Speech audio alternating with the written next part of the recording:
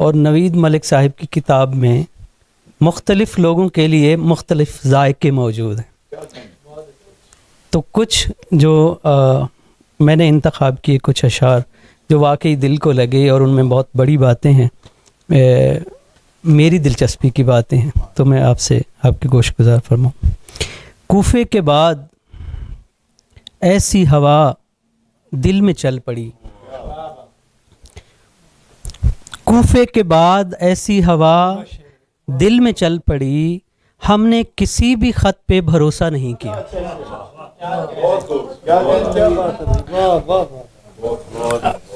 اب پوری ایک تہذیبی روایت، انسانوں کے معاملات، ان کے دلوں کے بیچ معاملات جو خلوص کا ہو یا نفاق کا ہو، وفا کا ہو یا جفا کا ہو، وہ جو معاملہ ہے پورا ایک تہذیبی روایت کا انسانوں کے درمیان، اس کو کس خوبصورت انداز میں نوید ملک صاحب نے سمویا اس شعر میں، قابل تحسین اور قابل داد. ایک اور شعر دیکھیے. کوشش تو کر رہا ہوں نظر آئے دکھ میرا، کوشش تو کر رہا ہوں نظر آئے دکھ میرا، لیکن میں اتفاق سے فنکار بھی نہیں، لیکن میں اتفاق سے فنکار بھی نہیں. اتفاقاً فنکار ہوتا تو بھی میں اپنا دکھ سب کو بتا سکتا تھا. اب جس فنکاری سے انہوں نے دکھ بتایا اپنا، تو اس سے یہ تو نوید صاحب ثابت ہو گیا کہ آپ فنکار ہیں.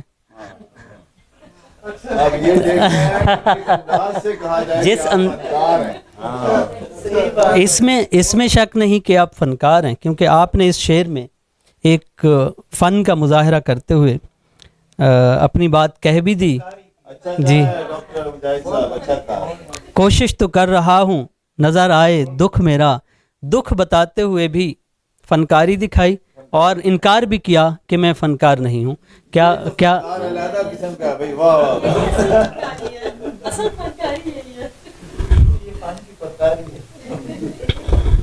اچھا جی، دیکھیں آپ کے جملے پہ گفتگو ہو گئی، یہ کیا بات. شکریہ سر.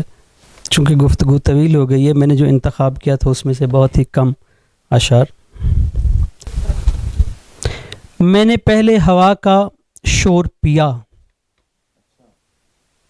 میں نے پہلے ہوا کا شور پیا، روشنی بعد میں اٹھائی ہے. شور پینا اور روشنی اٹھانا بالکل ایک نیا لسانی تجربہ ہے. تو یہ ان کے ہاں پوری ایک غزل ہے، بلکہ صفحہ نمبر 69 پہ میں نے دیکھی، جس میں انہوں نے اس طرح کے لسانی تجربے کیے ہیں اور بہت عمدگی سے ان کو نبھایا بھی ہے. اب میں نے پہلے ہوا کا شور پیا، روشنی بعد میں اٹھائی ہے. کہیں بھی کلاسیکی یا جدید شعری روایت میں شور پینا شاید ہمیں نہیں ملتا، یا روشنی اٹھانا بھی نہیں ملے گا. تو ان کا جو تعلق ہے روشنی کا، جو ہوا کے ساتھ تعلق ہے، ہوا کے بغیر روشنی کا نہ ہونا ہمارے ہاں جو موجود ہے، کم از کم جو زمینی حقائق ہیں اس میں ہم دیکھیں کہ کبھی بھی آگ نہیں جلتی اگر ہوا نہ ہو، جس کو ہم سائنٹیفک لینگویج میں آکسیجن کہتے ہیں، کہ وداؤٹ آکسیجن ہم آگ نہیں جلا سکتے. تو یہ ہوا کا شور وہ حوادث کے تھپیڑے ہیں، اور یہ روشنی وہ درک ہے، وہ ادراک ہے، جو اصل میں روشن دان سے صرف روشنی نہیں آتی، اس تابدان سے روشنی بھی آتی ہے اور ہوا بھی آتی ہے. روشنی بھی آتی ہے اور ہوا بھی. ہوا پہلے آتی ہے اور روشنی بعد میں ہوتی ہے. کہنے کا مطلب یہ ہے کہ یہ دو طرفہ معاملہ ہے. اگر نوید صاحب کے کلام میں آپ دیکھیں تو انہوں نے تابدان سے صرف ہوا اور روشنی کا کام نہیں لیا، بلکہ انہوں نے اس کو کھڑکی بنایا. یہ باہر کی دنیا میں بھی وہیں سے جھانکتے ہیں تو ایک صحرا ہے جو انہیں نظر آتا ہے، ایک دشت ہے جو انہیں نظر آتا ہے. یہ اپنے آپ کو ایک مجنوں کی حالت میں پاتے ہیں. جو یہاں پہ کردار ہے شاعر کا، اگر آپ دیکھیں تو وہ بھٹک نہیں رہا، اس کے کچھ ارادی فیصلے ہیں جو انہوں نے کیے ہیں. ایک چراغ ہے جس کی تلاش ہے، ایک شجر ہے جس کی تلاش ہے، ایک سمندر ہے جس کی تلاش ہے، بھٹک کہاں رہے ہیں، پھر کہاں رہے ہیں، ایک صحرا میں جہاں کئی قافلے گزر رہے ہیں۔ تو یہ ایک پوری شعری روایت کو بھی سمو رہے ہیں، لیکن اپنا ایک نیا راستہ بھی تخلیق کر رہے ہیں۔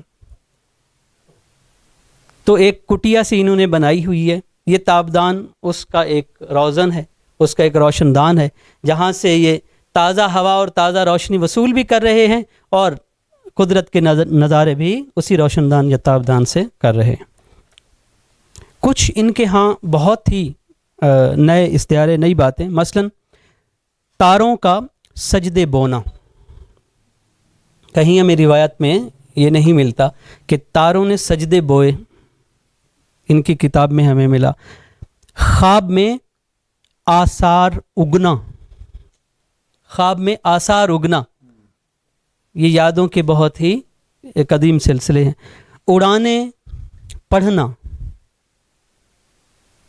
کردار کاٹنا، آستی میں چراغ جلنا، سانپ پلنا اور اس میں مجاز، خواب جھاڑنا، سماعت خراشنا، دریا سنانا، تو میر یاد آ جاتے ہیں، میر دریا ہے، میر دریا ہے سنے شیر زبانی اس کی، اللہ اللہ رے طبیعت میں روانی اس کی۔ تو یہاں دریا سننا کا یا سنانا ہمیں ملتا ہے، شور بہنا یا شور پینا۔ تو یہ کچھ نئے تجربات ہیں جو ان کی غزل میں آئے ہیں۔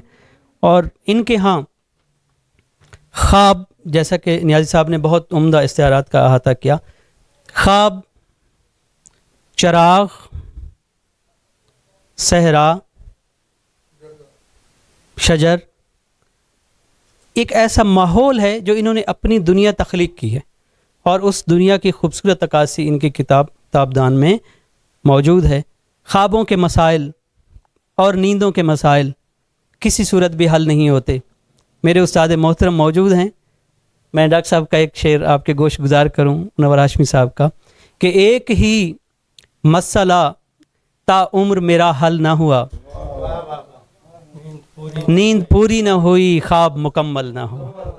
تو یہی سلسلہ، ایک ہی مسئلہ تا عمر میرا حل نہ ہوا، نیند پوری نہ ہوئی، خواب مکمل نہ ہوا، اور یہی نامکمل خواب ہمیں تابدان میں بھی نظر آتے ہیں۔ بہت شکریہ، جزاک اللہ، تھینک یو۔